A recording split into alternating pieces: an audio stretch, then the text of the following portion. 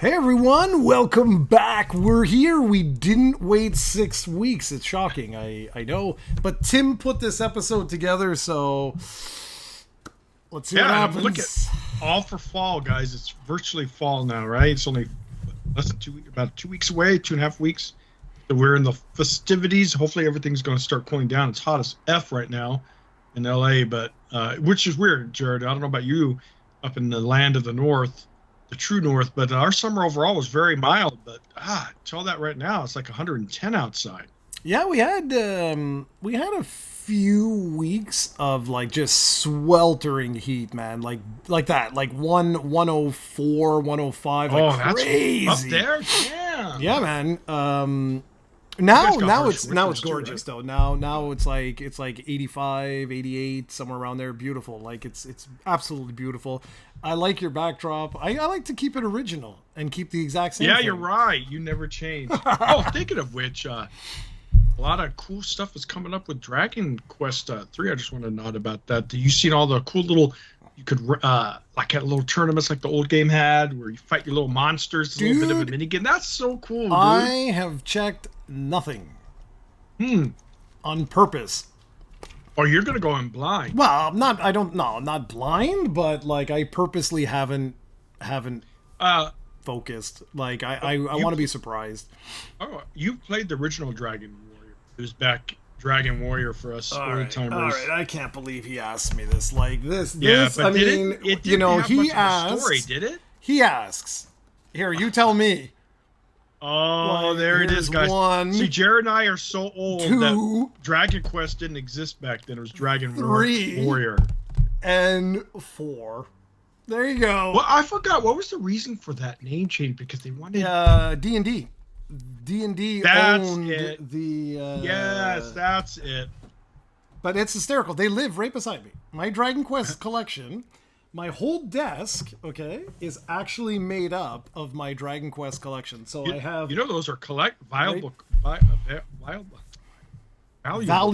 Yeah. You should see my desk. So, like, I have, like... This is an older desk. So, like, to the right of me is where you would, years ago, put your beige tower in there. And it's completely filled with all my Dragon Quest memorabilia and stuff.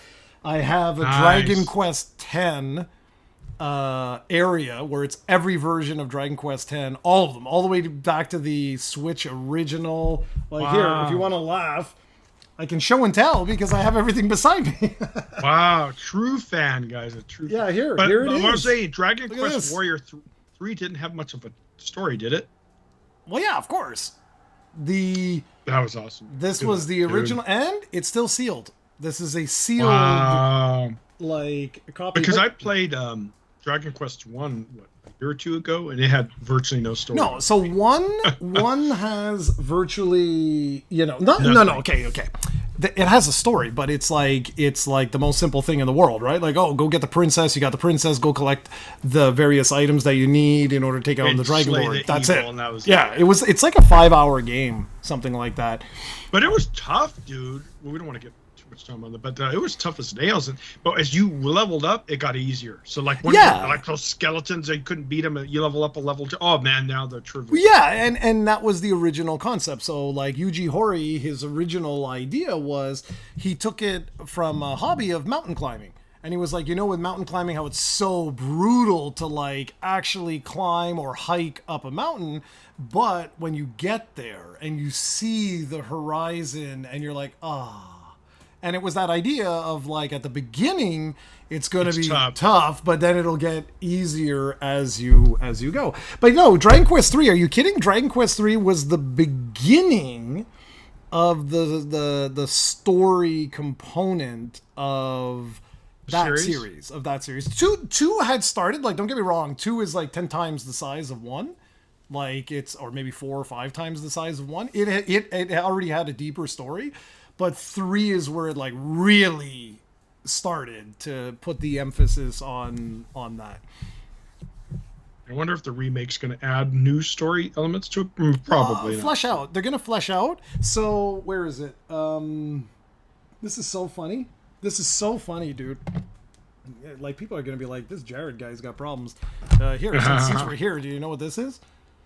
Ooh, what is? Oh, that's an old Super NES one, right? No, this is the original Dragon Quest Famicom. This is the original Famicom one. Wow, look at that. Yeah, this is Dragon Quest 2, Dragon Quest 3. Are a fan. Look at that. Dragon Quest 4.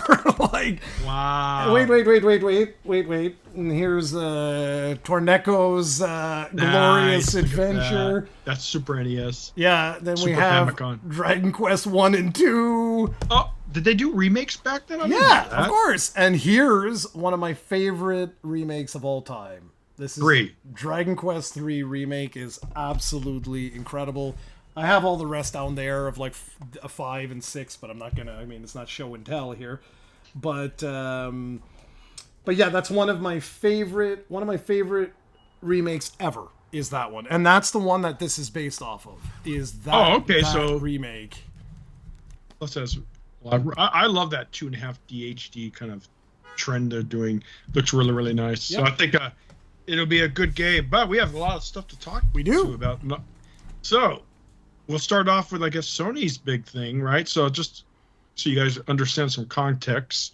Sony bought a developer. First things first, Concord. I don't know if you guys are aware of that. It just was released 3 weeks ago. Hero shooter. It was 2 weeks ago. No, it was about 3 weeks ago. What do you mean? I had the release. Really? Date. Are you sure it's 2 weeks? Yeah, it was like 3. It was here. Oh, come on. You get the release date. But anyways, Sony was so impressed with the game that they decided to buy the developer and invest a substantial amount of money into the game. So it was 8 years in the making, a budget of $250 million, and it's offline as of today, September 6th. Okay, so here we go. Utter failure. No, what do you mean? Huge success. Don't listen to Tim. No idea what he's talking about. Yeah, utter failure. And there's several reasons for that. 2 weeks. 2 weeks. It's unprecedented. Unheard of. August 23rd, it was released, and it closed today. Wow. As of this podcast recording. So there's a couple. We'll just go to the basics of probably why it failed. There's probably a whole theme of this podcast would be more about live service games. Obviously, we know live service games are successful. Look at Dead by Daylight, Fortnite, the huge meccas of the live fire. So, and there's several others, right? Problem with Concord is if you look at the reviews, no one said it was a bad game.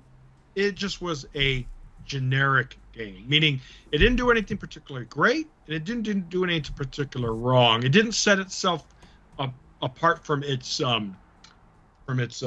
competition. But they did do one thing that their competition didn't have at launch was a shit ton of maps, characters, etc. So I thought maybe that's what they thought would carry it. But unfortunately, what I think its death wish was one, it released in an oversaturated market, which is tough to break into, especially with a $40 game tag. And it was only on PlayStation PC. Again, Sony needs to wake up, man. These exclusives are the thing of the past. And I don't think releasing it on other platforms would have made a difference. But what would have made it maybe a potential difference is it should have been free to play like it's. It would have made a difference. That would have made a difference. But I'm going to now add some context even further. The rumors say that the budget was somewhere in the ballpark of $250 million. Yes. And that the game was in development for 8 years. Yes. Now, there are videos going on all over the net right now saying, are we in a video game crash right now? And they're using some very interesting examples to sort of explain what they're talking about. We have never experienced this level of studio closures across the board, Video games have reached a saturation point, the likes of which we have not seen ever before. Like when I say video game crash, everyone always thinks of Atari and stuff like that. It's not the same thing. If we do a comparable for just a second with like Hollywood, right? Jaws was one of the best things to ever happen to Hollywood and the worst. because it created the summer blockbuster. And then everyone was like, hey, we got to put millions into this. And that led to the oversaturation of the blockbuster film, Yep. which is, look at where Hollywood is. It's pretty much dead now. Like, it's unreal. It's ridiculous to me that when you go on Netflix and all these things, everyone's They like, do a better job, yeah. Oh, well, there's a lot of things too. The market's changing. Streaming services are taking huge amount of. I mean, you go to movies and the theaters are, even for blockbusters, not packed anymore. I know, man. exactly. So if we were to take that kind of like sort of parallel, take a look at how many failures happened this year, man. Like Huge. Justice League, live service game, boom, man, dead on arrival. Rocksteady, they're stuttering the studio now. They had major layoffs. Bungie, creators of Halo, massive studio layoffs all over the place. You've got, Microsoft announcing a whole bunch of closures. Like, I don't know, man. There's something in the air. Well, the Microsoft thing is pretty typical that when a large corporation buys out, they usually trim the fat. That's very much standard. So Yeah, it's the expected. timing. It's the timing. The timing happened to be kind of coincidental. Yeah, I know, exactly. A couple thing is those. You remember Sony said this. Two things Sony said.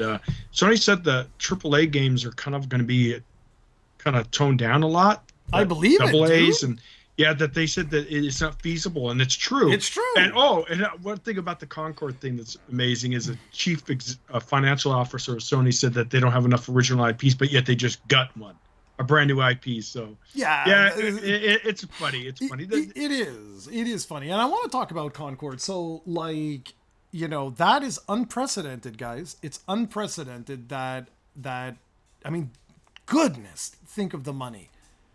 Like $250 million for 14 days, man.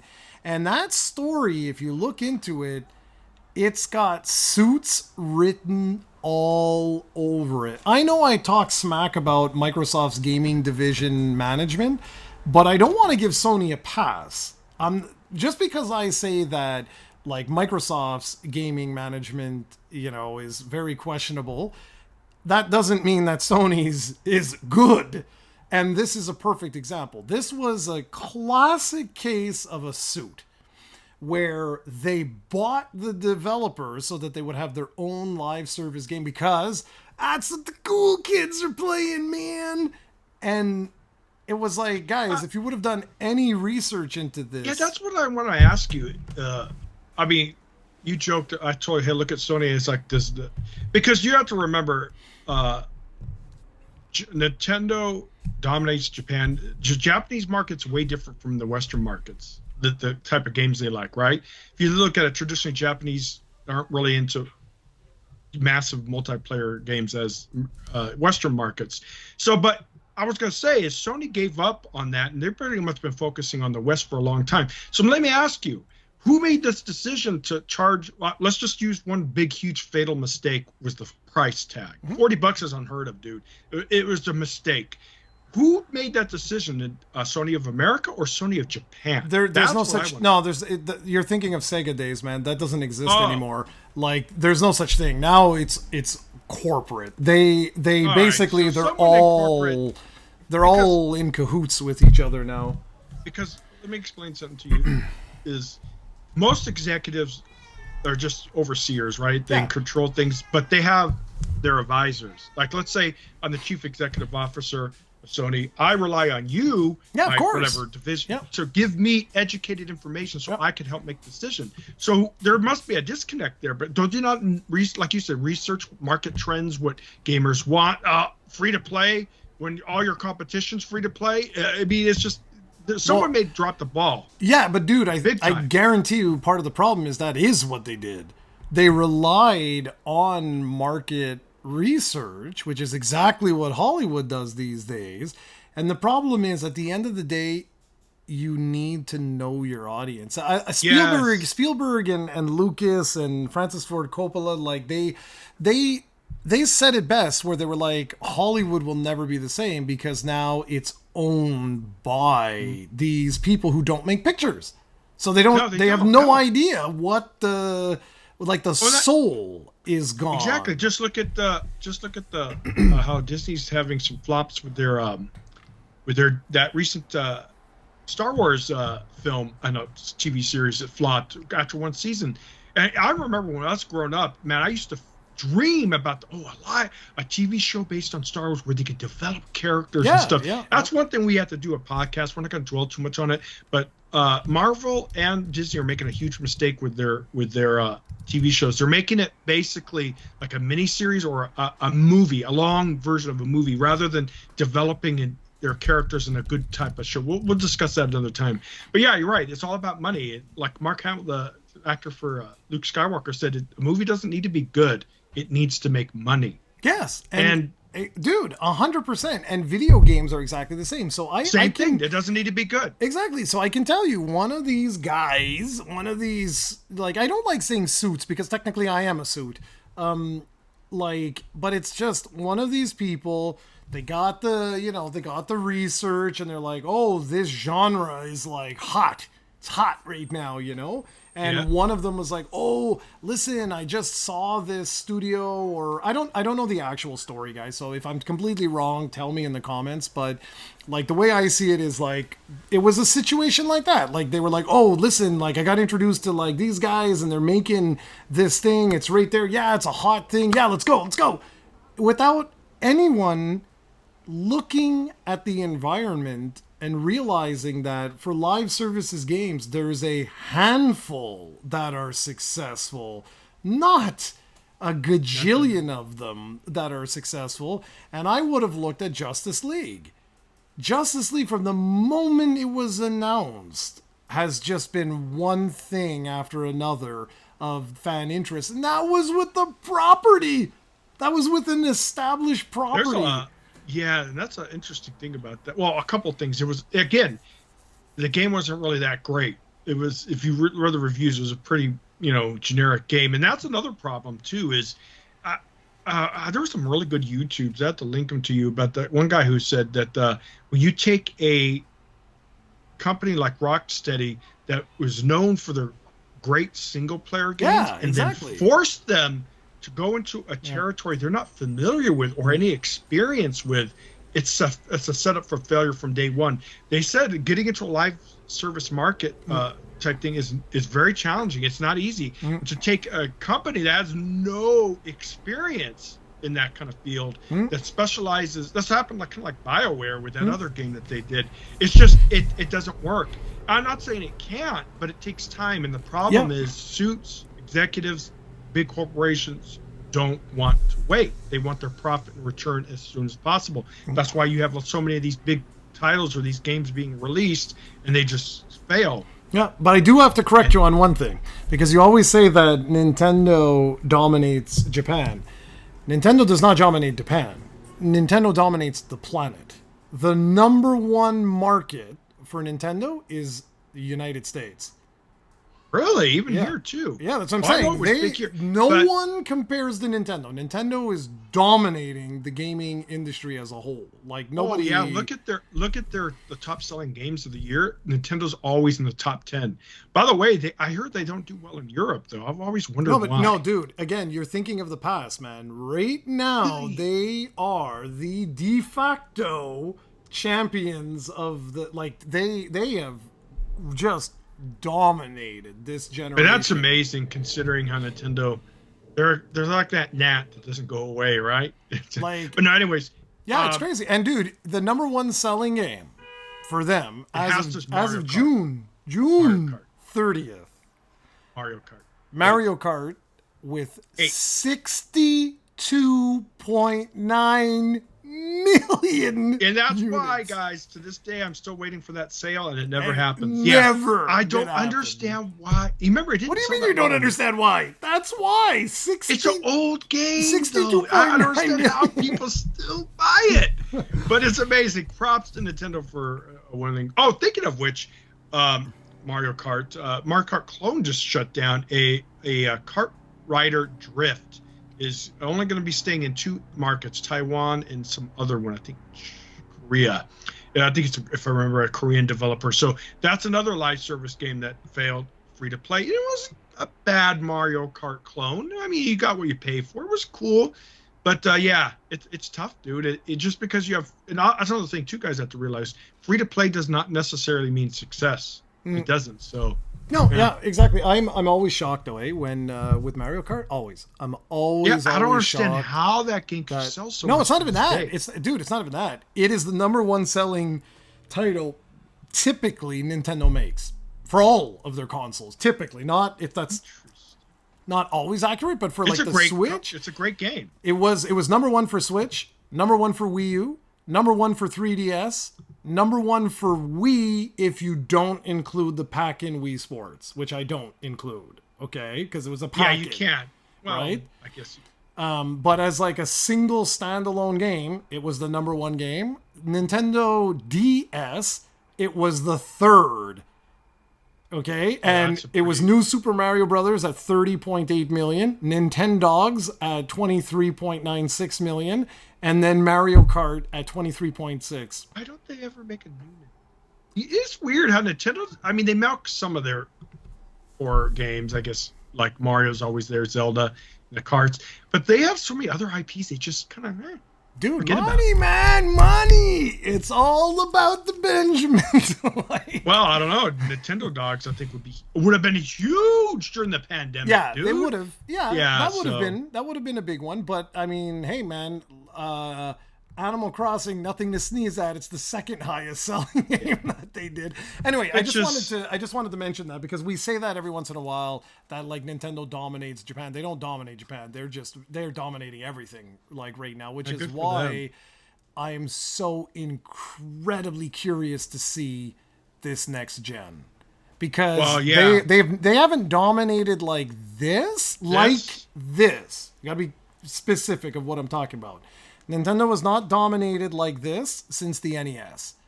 Yeah. This. Because I don't count Wii, because Wii they dominated, but they dominated due to social games and stuff. That is not now. Now they're dominating by gamers buying their stuff, which they haven't done that since the NES era. So I am really curious to see how many people follow them into the next gen. Well, if you look at their trend, but you can't. It's very much a up and a down, right? But who knows? They might have another winning formula, but they're going to have to convince a lot of people to switch over, and they might if they focus on great games and stick to what they do best. They should be fine. All they need to do is Mario Kart 9. Done. Walk away. Yeah, everyone wants a new Mario Kart, right? So, I'd be interesting to see what Nintendo's not very. Since we're topic of live service games. Mario Kart, if it's such a huge success, have they ever thought about making it a live service game? I mean, they have that DLC content, but that doesn't really count. Well, I guess because it's a one-time thing. Because what they could do, and I don't think Nintendo's ever going to do, if Mario Kart was a live service game, every time there's a kart release, map release, they would charge for it. I don't see them doing that. I mean, name one Nintendo game that ever has done that. Though. No, exactly. A lot of microtransactions. Yeah. I mean, a lot of microtransactions. They've had some. There's not that many, though. Be interesting. Oh, but thinking of Switch, Switch, rumor has it very much support that we're probably going to get the Switch 2 announcement this month. I think so. I think we're going to get two, actually. I think we're going to get... I think we're going to get Switch 2, and based on... I don't know if you saw yesterday, Sony... oh, God, guys. Oh, my God. Feeling so old. Sony released a... what do you call it? Like a badge on Twitter or an image or whatever you want to call it, saying 30 years. Like PlayStation is now 30 years old. And I literally sat back in my chair and I was like, that's impossible. Like it's 30 impossible. years, dude. It's impossible. To me, it's I remember impossible. when it was coming out, too. Jeez, 30 years ago. So that means that Sega was on a downward trend. I know we still didn't have, but like, when PlayStation entered was like the darkest era for Sega. That means it's been 30 years. Anyway, on their little, whatever picture or whatever you want to call it, there's a console. They had like, it was like shadows of all the different gear they've ever released. And there's one shadow that doesn't exist. And so... You know what that is? Oh, exactly. Exactly. What is it? Oh man, that is so funny. So yeah, so pretty sure we're gonna get the Switch 2 announcement at the And that's next PlayStation Direct. 6. And no, not 6. I think it's gonna be the PS5 Pro.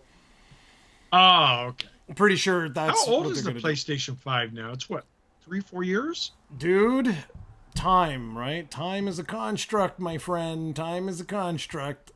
I think it's 4. PS5 release. But so it should have at least 2, 3 more years of life. Yeah, dude, 4. It's 4 years old now.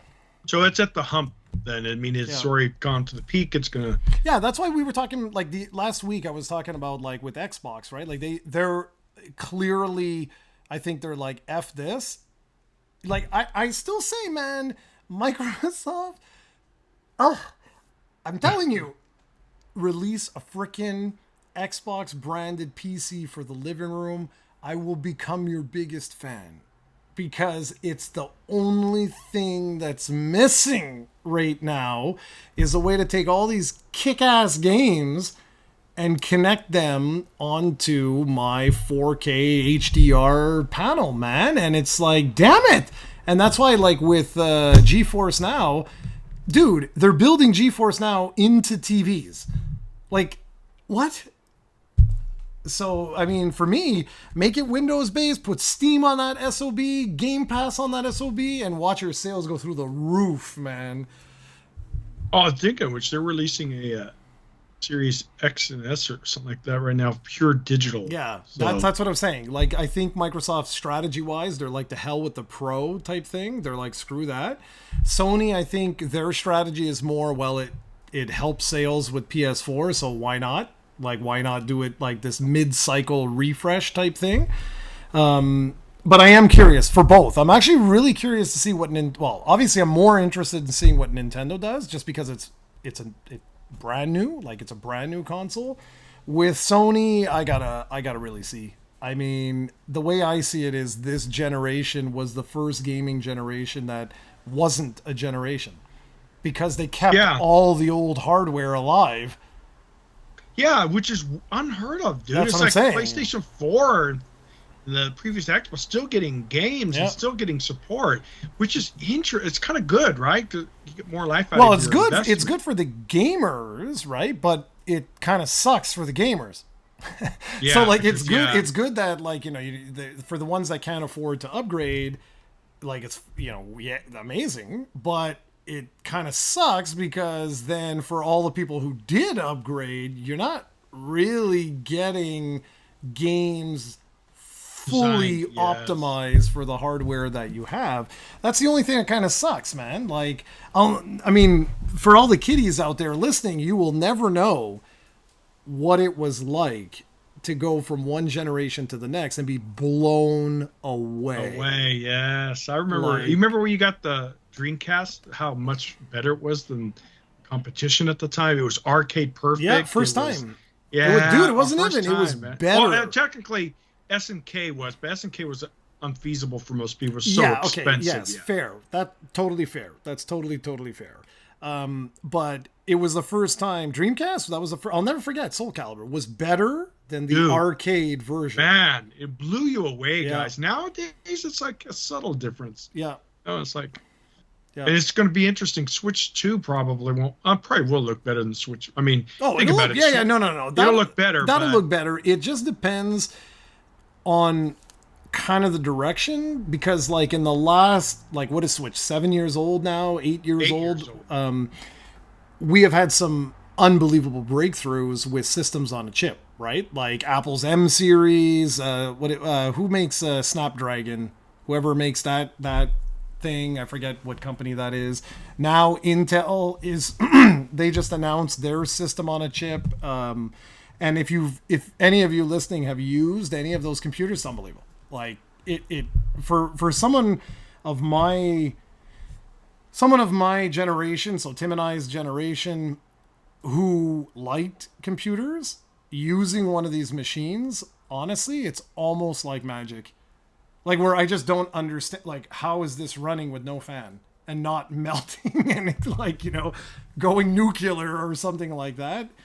So there's been some major advances on systems on a chip, like the ARM architecture, that I'm really curious to see what's possible. I mean, for God's sakes, look at your phone. It's unbelievable. It's just unbelievable. Yeah, like modern phones probably do better graphics than the Switch does, right? Yeah, probably. No joke. Like probably. And so I'm so looking forward to that direct. Like I am really looking forward. I'm really, and we know that it'll be they'll show, they won't probably show Zelda because Zelda's usually not a release. We'll probably have some kind of Mario. They'll have some other stuff, maybe another. I don't know. Is Animal Crossing usually a first gen game? Probably not. So it's gonna be curious. But you do have to remember, Nintendo was quoted on, or did to say that they're going to be offshoring or off licensing their IPs a lot more next gen. Well, because which makes me wonder, what are they going to do? Well, Nintendo is running now about to run into. Well, they have ran into the same problem that every other developer has, right? Like all the fans, right, are like, gotta have 4K, man, and you gotta have this and you gotta have that, and people don't understand that to do that, right, the games, all of a sudden that budget is getting bigger and bigger and bigger, and we know Nintendo, they actually publicly said it, that like games will take longer to get released now. It's like, well, yeah, no kidding, because it's the size of the teams and the complexity and everything is getting bigger and bigger and bigger. I'm just hoping that they stick to their guns and realize, like, we don't need AAA for everything. We need AAA quality, but I don't mean graphics and audio. We need the classic Nintendo feel, fun, and all of that. But we don't need Skyrim. I mean, all the time. I think don't about it's it. Not a good example, but let's look at Nintendo's big. Do you consider Mario Kart 8 a AAA game now? Yeah, of course, dude. All their games are AAA for what they are. It's a AAA for what they are racer. But a lot of people, when they think of AAA, they think of huge production values like Witcher 3, Skyrim. Exactly. But if you were to take those exact games, put them on the Switch, right? They wouldn't be okay. Witcher, like, let's say Grand Theft Auto. What is it? 6? GTA 6 is coming out. Yeah. So GTA 6 on the Switch, with the limitations of the Switch, it's still a AAA game. It's just that it's limited by the hardware that it's on. And just so you know, the whole gaming crash thing I was talking about, all eyes are on GTA 6 to like sort of rebound the industry. Will be a hit. Has there ever been a flop for Grand Theft Auto? No. That'll be a hit. That'll be a hit, but the question is how big of a hit. And that's what the market is looking at, is like, how big? Well, look at Call of Duty. Huge game, and they always sells. Mm-hmm. It's virtually the same game every damn year. Do we know how that actually performed? Oh, Call of Duty's always performed. No, but the one, didn't they just release one? No, there's one, Black Ops 6 is in beta right now. It's on Game Pass, by the way, if you want to play it. Insane. Black Ops 6. Hmm? And that's not Modern Warfare. There's other Call of Duties that, so... No, Call of Duty is the bread and butter. That's why you think Sony halted the buy of Activision. Because that is such an important... Which is so funny, because it wasted Sony's time and money when Microsoft now knows exclusives are a thing. Look, all their games are coming to other systems. So if Sony had known that, they would have never probably gone after the lawsuit. But they didn't know that, right? They're like, oh, shit, we can't afford Call of Duty. See, that shows you how important Call of Duty is. No. Yeah, no. So, I was just curious, like, because now with the whole Game Pass strategy, I'm curious. Like, I'm just curious. Well, you have to remember, though, in Game Pass, you always get the base game. You don't get the deluxe ones. You get them at a discount and stuff. So basically, I would love to know how the sales of do they ever do that? The sales of, the base game, the deluxe edition, the gold editions. Do they ever do that? Break it down or no? Not like public facing. I'm always curious how many of the gamers actually buy the higher tier version of the games. I don't think that many, but I could be wrong. No clue. No clue. For me, what I always do is I always look at what is offered, right? Like, because it's usually, especially digital, like if, like for the most part, I'm digital only. The only one I'm physical is Nintendo, and that's only because I don't trust them with their storefront. That's the only reason. Hoping Switch 2. Because it's supposed to be backwards compatible. Well, we'll see about that. That's what I'm saying. If Switch 2, I can log in and everything's there from Switch 1, then I'm just going to be purely digital. But otherwise, yeah, I know what you mean. That I trust them. Anyway, yeah. So I don't know where I was going with this, but it doesn't matter.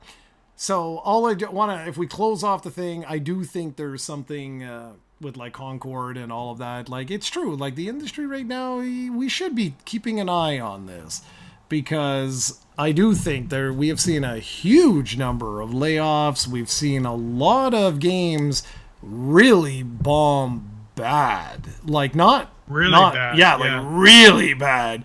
Like Concord, guys, just to put a pin in this, I cannot stress this enough of how bad that must have performed. I mean, some people are saying 25,000 and stuff like that, copies or whatever.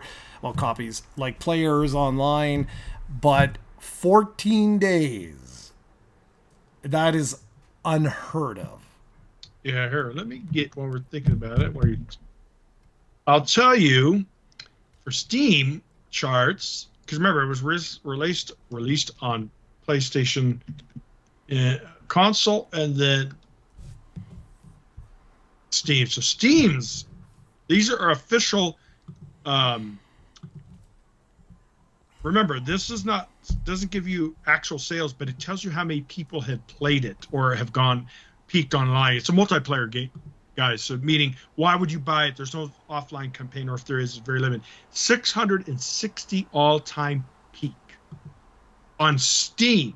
So that just gives you an indication of how bad it sold. And I don't know the PlayStation numbers. Obviously, it probably sold a little bit more there, but 660 all-time peak on Steam.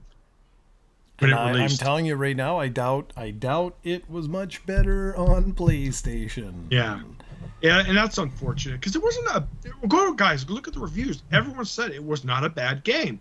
The problem is it didn't distinguish itself enough from the competition, and then its fatal mistake was that $40 price tag, which people laughed about, right? Like, wow, you guys realize this game's dead. And not only that, they had an open beta before that, and it didn't get that much traction. But that's what I'm saying, Tim. Like, when I look at that, I look at the reveal. When it was revealed, no one cared. The minute you see that, if I'm in charge of marketing, I'm calling like the CEO and I'm like, we have a problem. Because the minute because you can check, that's what people don't understand. Like, today, everything is so integrated because all our shit is being spied on that you can tell exactly what demographic watched your video. And people, like, you saw it bombed. So if that's your indicator, like, for me, I'd be like, we are in serious shit. Then you had your beta that didn't do well. That's another red flag. Exactly. Like, I'd be like, stop. We need to rethink this, guys. Like, we've already invested hundreds of millions of dollars, but this is gonna bomb bad. So what do we do? What can we do? What are our options? And that's what they're saying right now. Is they're like, they pulled it so they could review their options and this and that. Guys, it's too late. It's too late. Like, you just killed the brand. Like, and there's some stories of successful revivals. Yeah, your Predator one, but Predator Hunting Grounds also some other ones, but the problem is it's extremely difficult, and when you break, people aren't going to trust it. Exactly. It failed. Shoot. Yeah. See, like Predator Hunting Grounds is getting revived, but it never went off. it was still there. Yeah. So you could still buy it. Yeah. So there's a little bit of a difference. Yeah, So people are like, yeah. oh, okay, cool. They're supporting it again. I love this game. Let me continue playing it. But this, it's once you go, think of there's another ASIM coming out called Forest Hill, the last. But anyways, this one is, I guess, third's the charm. So this is going to be interesting, guys. I'll have to assign. I'm an ASIM lover, so I'm going to definitely let you know. Forest Hills, the last year, has failed, if I remember correctly from the reports, twice, and this is the third, or at least it's failed. So it's the developers trying again. So to me, as a consumer, it's like, am I going to try to, support a game or give this game a try when it's already failed twice? I mean, obviously that they think it's worth trying to revive, but we'll see if it makes a difference. I just think I don't see any way out of this. And what's just really crazy, okay, is like from us on the outside looking in, Amazon has, I think it was Amazon that has like some new show coming out that has like game specific like episodes or whatever. One of the episodes is based on Concord. That's how much faith Sony put into this game. And if I'm the CEO, Okay, man, so I'm going to look at this and I'm going to say, I want a friggin' post-mortem on my desk yesterday. What the hell happened? They should have waited then, maybe done a bunch of extended betas, marketing, and then when Amazon released that episode, to chorus. Exactly. This is some of these decisions, and this is what I think is the problem, guys. Is these games are so expensive that the publishers and the companies like Sony, Microsoft, they just want bam. No. We've invested so much money in this. We need to get our return ASAP, and that's good and bad. Yeah. Good in the sense that you get a game sooner. Bad when stuff like this happens. Agreed. Yeah, you're right. They should have gotten that data and said, "Hey, what's going on here? Well, let's calm down, guys. Let's recap. Let's start from there. Yeah. Why are we failing? Yeah. I don't see. That's what I'm trying to tell you. Sometimes these companies make so many dumb mistakes, but they must. Sony makes also a lot of good decisions, right? Or for sure. But like that's why I'm happy we talked about this today, because like I said, for the last little bit I've been like up Microsoft's butt about like their things, but let's be honest, like all of them. Exactly. Yeah. And this was a mistake. Like, yes. This was a biblical mistake. And I guarantee you it's going to be a wake-up call big time. I mean, there's other wake-up calls. Like Suicide Squad is another example of a big, huge failure. Yeah. Oh, thinking of which, while we're on the topic of Suicide Squad, you and I used to read comics. Do you know that Warner Brothers is very tempted to get rid of DC?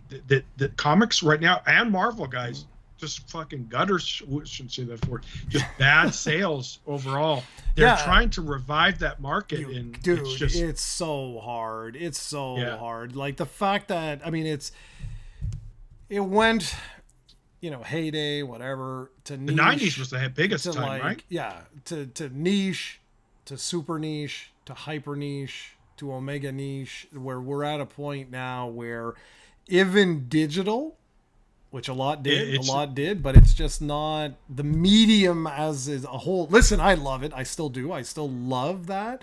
But yeah, it has its time, right? Like, and now it's unfortunate, but that's not doing well at all. But I think it's going to be really interesting to keep following this. I think we've got a very interesting month ahead of us, you and I. Oh, big time. We've got some stuff to talk about, because I'm telling you, it's going to be really interesting. And I want to add one other little thing, not about Concord. I think we're good with that.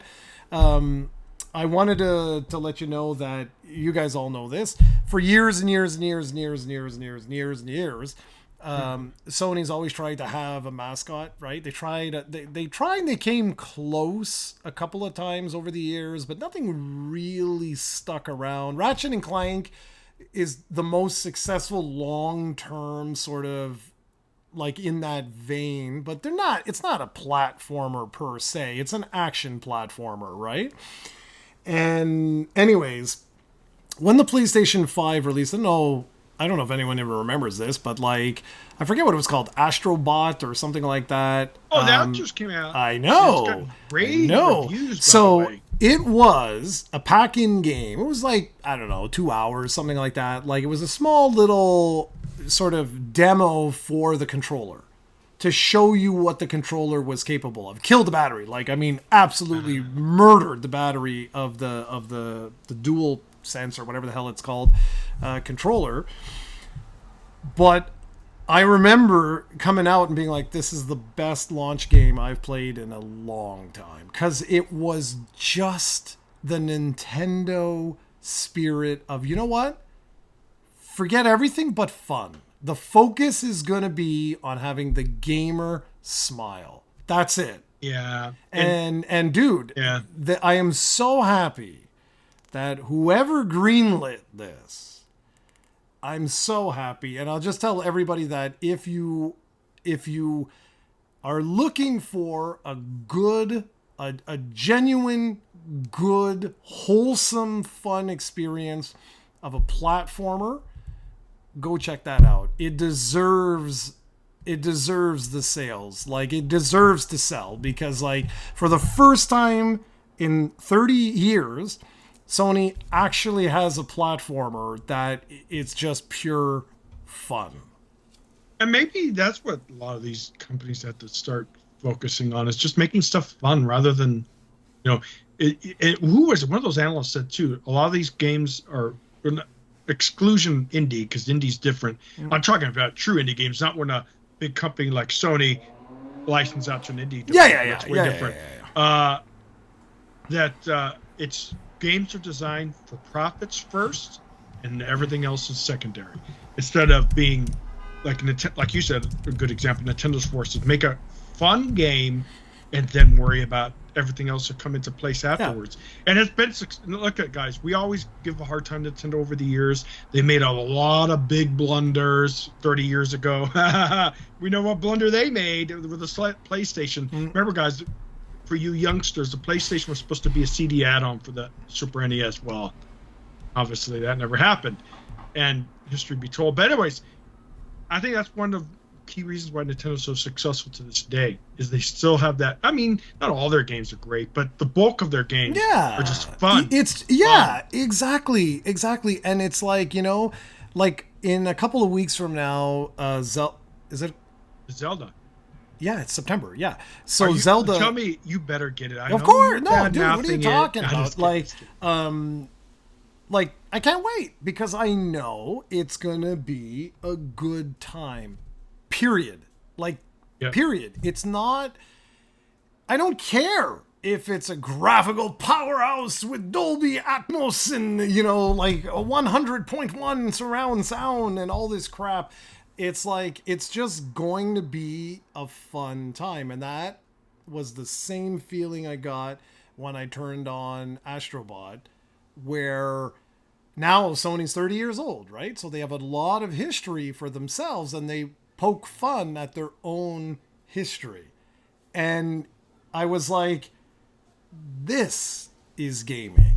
As much as like the Cyberpunks and the Witchers and make no mistake, we love those titles, dude. That's and it. But there is something about just sitting down and laughing and just being like, lose yourself for a handful of hours and having fun. Oh, think about one of the biggest games that made me laugh, and I was so surprised, was Conker's Bad Fur Day. You remember that shit? Exactly. Oh man, that one boss had corn for it was a pile of shit, and he had corn. Oh, dude, it was such a great game back in the day. And I'm surprised they've never really kind of. They tried to do, like, what was it, Conquer Reloaded or whatever. Oh yeah, but anyways, all that to say, like, that's the one thing. I mean, now we call it the Nintendo magic. We used to call stuff like that the Disney magic, where like the Disney movies, there was just something about them. And that's why I personally really miss 2D animation. I miss it, because those movies,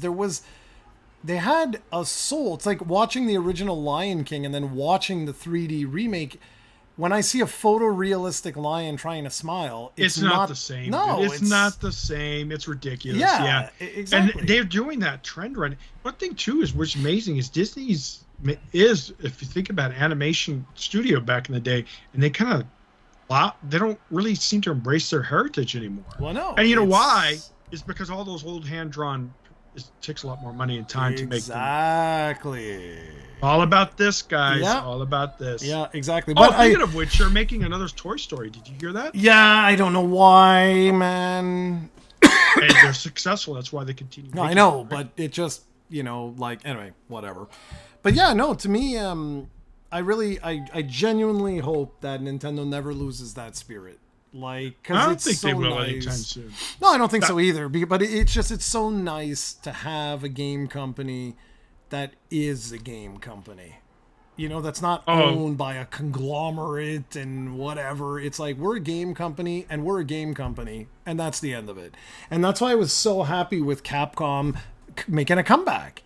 Like in their games, and it's like, good, guys. I don't want to lose that. Yeah, and then I give you that link of the Marvel vs. Capcom arcade class. Yeah, heading to Xbox. Good. Stop this nonsense with just Sony and Nintendo, and guys, put this crap everywhere so you make the most amount of money. And it's like, you need to make money. And I swear to you, if I ever get in a position where I can fly over to Japan and smack someone in the head at Konami, I swear I would. Because Konami's so interesting. They have turned into the SNK of the 2000s, where they're doing pachinko machines and stuff like that. And I'm like, what in the hell? You have Metal Gear Solid, Silent Hill, and Castlevania. These are 3 omega successful series, let alone everything else. Why don't they just license them out? Let other people. That's it. Exactly. Yeah, I don't what the hell is wrong with you? You remember? I think they did it because you have to remember that at that time, a lot of the Japanese, even Capcom, was hurting, dude. So look at Square right now. They're having but dude, financial issues. I get all that. And they're like, well, we're going to do what we do to keep afloat. But still, you're right. Now they seem to start being coming. Now there's that Solid Snake, their new Metal Gear remake type, remake, a lot of these remakes. But so it looks like they're starting to we'll see get back in there. We'll see. That's all. It's just that, Konami, growing up, Konami was one of my go-tos. They were one of my go-tos. NES era, they had so many. You remember Contra? NES, remember the Adventures of Bayou Genesis, Billy? By the way, you probably remember this. Adventures of Bayou Billy had some of the very first voice acting for our. It was very limited. It was but it sounded horrible. But a lot, man, we're old school, dude. But Konami was amazing back then, and they were amazing, of course, during I still think Castlevania 3 is the best in the series, but I really enjoyed Super Castlevania 4. Yeah, but dude, Super NES, you're stopping at SNES, but they were crazy successful during the PlayStation, PlayStation 2, PlayStation 3 even. It was last gen. It made no sense. They left just as the Japanese developers were doing the rebound. It was guys, are you out of your mind? Hello? I don't understand that. I can understand if you did this before the rebound. I would get it. I'd get it because it was touch and go for a while there. But then the market was rebounding. Capcom comes out, Monster Hunter worldwide success. Square Enix, they realized the mistake with Final Fantasy 13. They started doing all kinds of different titles, slowly coming out with the rebound. Konami, up yours, we're out. And the whole thing with Kojima and that whole disaster where it was I don't know. I don't get it. I would fly down there right now and be let's have a strategy meeting because I don't understand what the hell you guys are doing. Kojima, I don't care what the bad blood was. I don't give a crap. That is a name that sells. License him out to make Metal Gear Solid 45 and, fix that relationship. Fix it. I don't care what it costs. Fix that relationship. Get Iga back get him in charge. Bloodstained was great. It sold super well. It shows there's a market. Yeah, we're not going to have a $200 million Castlevania game. But for the love of God, give us a brand new 2D Castlevania game. Either pixel art, or if you don't want to do that, you want to do, because it's cheaper to do cell shading, then go ahead, get cell shading. Make it a AA release. I don't get it. I do not get it. Thinking of Castlevania made you remember the 64-bit version. Wasn't that not that bad of a game, but a lot of people didn't like it because it was 3D? It was... Today, it would be done much better. Yeah, well, it wasn't the only one. They tried for, 4 games or something. They tried to do that. The problem... And they had a lot of success on the 360 during that era with, what was it, Lords of Shadow or whatever it was, where they went, more God of War with it. Yeah. I don't understand. Again, it always comes back. Market research and suits. That's what it always comes back to, because they're going to do market research and say well, nobody's buying these types of games. No, don't do that. Don't listen to that guy. He's crazy. But at the end, it's yeah, but you got to look at what gamers are actually playing. Look at Axiom Verge and stuff like that, made by one dude and sells millions of copies. Why? Because there's a void. There is a gap in the industry. If you took a name brand and said Castlevania is back, change the logo, because we had the classic series logo, then they did with the smooth C logo, change it. Say Castlevania is back for a new generation, change the logo to whatever, but give the people fill the gap. It's like Metal Gear Solid. There's a gap. Well, think about it. The Netflix Castlevania series, huge success. Yes. Why didn't they piggyback on that, dude? Release a game at the same time period. That's exactly what I'm saying. It's think about it. People love that. Imagine if a new time. Well, Castlevania's established, but let's say there was a new game. Oh shit, there's a new game. I love this show. Let me go check it out. Yeah. Right, and of course you would bring all your hardcore fans back too, because the Castlevanias or Metrovanias, whatever you want to call them, are still very popular. Of course. And thinking about popular, it's like the survival genre for games. That's getting so saturated. At first, it was so niche and cool and different. Now it's like everyone's trying to. But that's the problem, dude. It's the Jaws. It's the Jaws scenario. It's like one person successful. Boom! How many Souls-like games are there? Way too many now. Exactly. Something that was unique and different at the time, and now everyone's trying to get a piece of that pie. I mean, from a company's perspective, do you blame them? It's like, oh shit, that's hot, right? We got to get on there now. Right? But that's the problem. That's the whole problem with the industry, is exactly that, where it's I get it. There's a demand, and if you can do something within that demand that is unique or that pushes things a little bit forward, a little bit, go for it. I'm all for it. If you can do something unique and whatever, hey dude, have at it. It's all good. But this continuous Me Too approach, right? Where it's I'm going to follow what everyone else is doing. Look at what happened. Suicide Squad, Concord, all these things. And it's I don't know, man. There are some convincing videos online and some articles online saying that, pay attention to the industry, because, and I can see it. Guaranteed. I can see it. We're spending hundreds of millions of dollars on games that are failing harder than they've ever failed before. Oh, look at Black Myth. That was a $70 million budget, and it's made up, as of a couple of days ago, estimates $700 million in profits. Yep. That's think about it. Yeah. Right? Such a minimal investment. Well, it's still a lot of money, but it's compared to other games. It's just amazing. What else? Power World. That was a substantially low budget, and it's Sprec Records, man. And it just shows you that you don't have to spend big bucks to make a make big bucks. So it's going to be interesting, and I think we're going to see less and less big AAA games, which is good and bad, I guess. Good in the sense that the ones that will be released will hopefully be something good and special. Yeah, but no, see what you just said? Will be good and special. My fear is that they will all be, when I say Me Too, I'm not talking about the movement. I'm saying I was going to say, that's what I thought. Like, what the hell? No. I'm not talking about the movement. I'm saying me as well. Like Me Too, the thing. That's what I'm worried about, is that they're all going to be clones. They're all going to be copycat games.